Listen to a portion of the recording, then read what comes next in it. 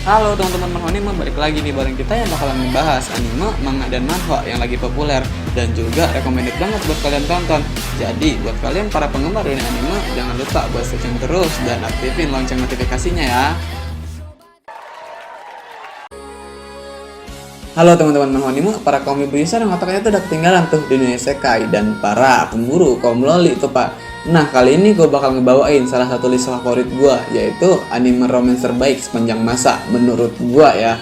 Nah buat kalian yang suka sama videonya, jangan lupa buat like, comment, dan share videonya. Dan gampar-gampar aja tuh tombol subscribe-nya, biar kalian tuh gak ketinggalan info-info lainnya dan bisa buat gue lebih semangat tuh pak.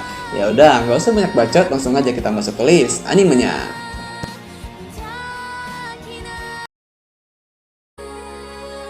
Plastic Memories rilis perdana 2015. Nah, Plastic Memories sendiri dikisahkan di masa depan, di mana manusia dan android hidup berdampingan tuh pak. Nah, android-android ini disebut Giftia. Mereka tuh punya emosi dan memori sama seperti manusia. Namun mereka tuh cuma bisa hidup selama 9 tahun dan 4 bulan. Ceritanya tuh nyisahin tentang Tsukasa, Mizukaki, dan seorang Giftia bernama Isla. Mereka berdua tuh dipekerjakan di terminal service dari perusahaan pembuat android terkemuka. Pekerjaan mereka adalah buat ngambil kembali android yang sudah habis masa hidupnya dari pemilik-pemiliknya tuh pak. Nah dari sinilah dimulai kisah romantis antara mereka berdua tuh pak.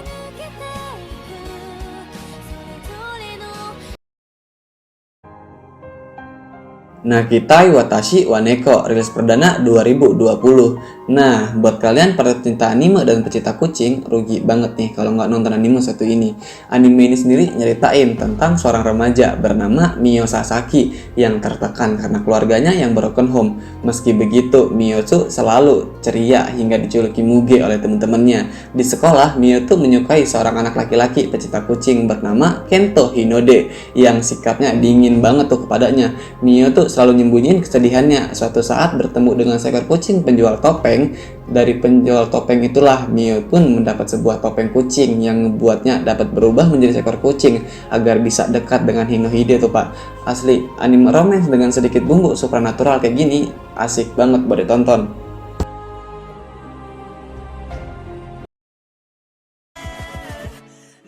Ao Haruride rilis perdana 2014. Nah, saat SMP, Yoshika Futaba jatuh cinta dengan seorang anak bernama Tanaka Kou. Namun, karena kesalahpahaman, hubungan mereka tuh sebagai teman berakhir tuh pak. Ketika Kou tuh pindah sekolah saat musim panas. Kini, Futaba yang telah menjadi siswi SMA kembali dipertemukan lagi dengan Kou. Tapi yang dia temuin kali ini bernama Mabuchi Kou tuh pak, siswi SMA yang dingin banget. Yang udah beda lah pokoknya dari ingatan si Yoshika ini. Tapi yang namanya suka tuh pak, ya mau gimana lagi tuh.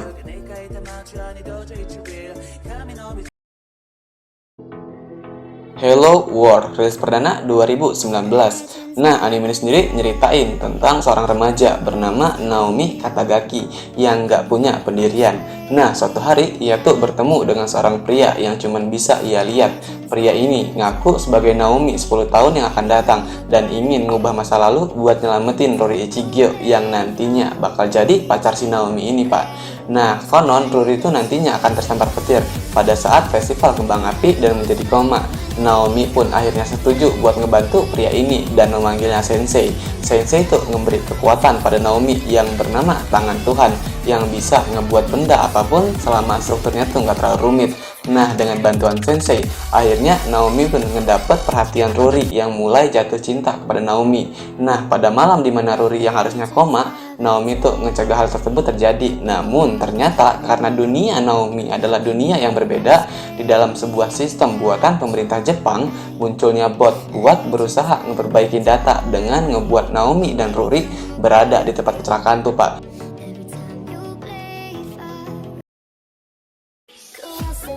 Kimi no Zuizo Watabetai. Nah, ini nih nyeritain tentang seorang anak muda yang suka ngabisin waktunya buat ngebaca buku tuh pak. Sama persis kayak gue anjing. Nah, dibanding bersosialisasi dengan orang-orang di sekitarnya, oleh sebab itu, ia tuh selalu dipandang rendah dan menjijikan bagi kebanyakan teman-teman sekelasnya tuh pak. Padahal menurut gue nggak ada yang aneh tuh. Nah, pada suatu hari di rumah sakit, pemuda itu nemuin sebuah buku catatan yang tergeletak. Karena pada dasarnya ia suka buku, ia pun mengambil buku tersebut. Kemudian ia membuka dan membaca buku tersebut lantaran penasaran sih.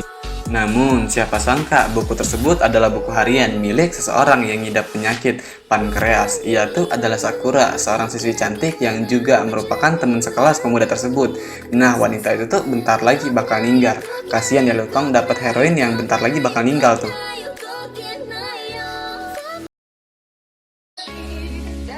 Kimi no Todoke rilis perdana 2010. Nah, Sawako Kuronuma sebenarnya adalah siswi SMU biasa. Namun, karena penampilannya yang lumayan serem, ia tuh lebih sering disebut Sadako, hantu dari film The Ring.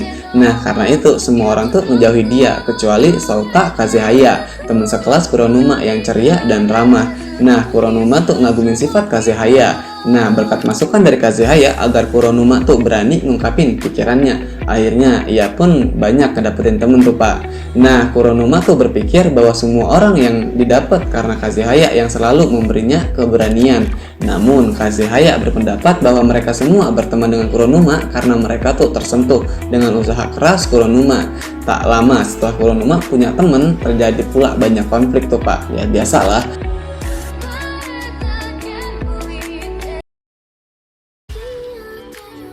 Golden Time rilis perdana 2013. Nah, Golden Time sendiri munculin karakter cowok manis bernama Tada Banri itu yang hidup di masa kini, juga Tada Banri yang hidup di masa lalu. Nah, karena di malam saat dia menunggu jawaban dari ungkapan cintanya kepada Linda, dia tuh ngalamin tabrak lari yang ngebuatnya hilang ingatan sampai terpaksa tinggal di rumah sakit selama setahun tuh. Anjing. Nah, setahun berlalu tanpa tahu apa-apa, Tada Banri tuh berkuliah di Tokyo, lalu kembali bertemu dengan Linda. Namun, kini Linda tuh dianggap sebagai seniornya. Nah, Tada Banri yang lupa ingatan, kemudian pacaran dengan Koga Koko yang patah hati, namun tetap bersahabat dengan Mitsuo Yanagisawa. Dengan masuk klub festival, kembali dekat dengan Linda, sampai perlahan-lahan Tada Banri tuh yang masa lalu kembali menguasai tubuhnya. Nah, pelan-pelan ingatan Tada Banri yang kacau, dia tuh ingin bertahan dengan Koko. Namun, keinginan dari Tada Banri masa lalu bersama Linda pun juga sama kuatnya tuh, Pak. Makanya agak-agak bingung tuh di sini. Tapi inilah asik banget buat ditonton, sumpah, baper parah.